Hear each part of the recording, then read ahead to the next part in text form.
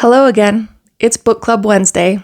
I'm C.M. Vasquez, author of The Birdcage Society Falling, the first in an ongoing psychological mystery series. Today I'm going to be recapping and giving my impressions of Chapter 19 of Darkly Dreaming Dexter. Please follow along with me and give me your own impressions in the comments. Let's have fun. This chapter starts off with Dexter waking up, but not in his own bed. Instead, he's standing in front of the sink with the water running. He was having a dream where he was inside one of his kill rooms.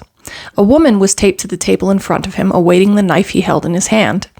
Another woman he had already killed was wrapped up neatly under the table, and a third was tied in the corner, waiting her turn.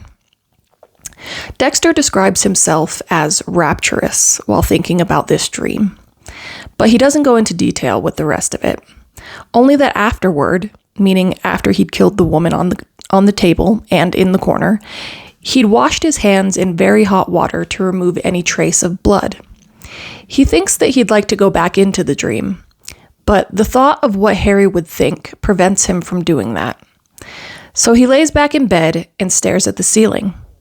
No sleep came, but the phone rang at 5:45. And who else would it be ringing him, other than his dear sister, Deb? I'm starting to think that before Rita, Deb was really the only one who called him. And I think having friends on top of dating somebody would help Dexter to appear more normal. But the first thing Deb says to Dexter was that he was right. The prostitute killer struck again, and not only is it splashier, but there are multiple bodies. Dexter hopes that it's 3 bodies because it would provide more context for his dream. And I have to wonder at this point if there's something supernatural going on. Dexter did dream about finding the killer and having a hunch for where he'd be before running into him on the road and getting the head thrown at his car. What do you think? Do you think there's something supernatural going on, or is it some other connection? Deb says LaGuerta is thoroughly confused, no surprise there, and tells him to come down before she abruptly hangs up the phone. When Dexter arrives, he immediately notices that the scene of the crime is a construction site. He thinks the killer is telling him again that he's watching, but also that he can do it better. I disagree. I think the killer is trying to impress Dexter. I think he wants his attention, and well, he definitely has it. So much so that Dexter briefly entertains the notion that he may be the one committing the murders. He has had an overwhelming number of hunches with this one, and his vivid dreams and sometimes sleepwalking are all out of the ordinary. Dexter thought he might be going crazy, but if his sleepwalking, and thinks that maybe his sleepwalking is actually sleep murdering. Dexter might entertain this, but I'm completely throwing it out the window. Just like the not-so-subtle toss of that woman's head that hit Dexter's car. Granted, no one else saw this happen, but the thought of Dexter rifling a severed head at his own car is just too comical to take seriously.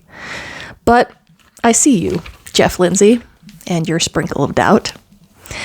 Dexter convinces himself that he sees 3 bodies inside, that if he sees 3 bodies inside, that his dark passenger must be taking the reins while Dexter sleeps.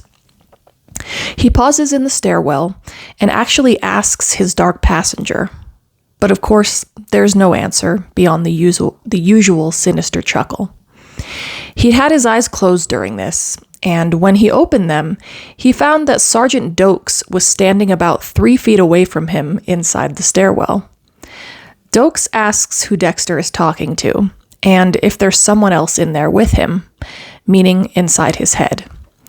Dexter doesn't answer, but he does wonder if this is like he and the last nurse, a predator recognizing another predator.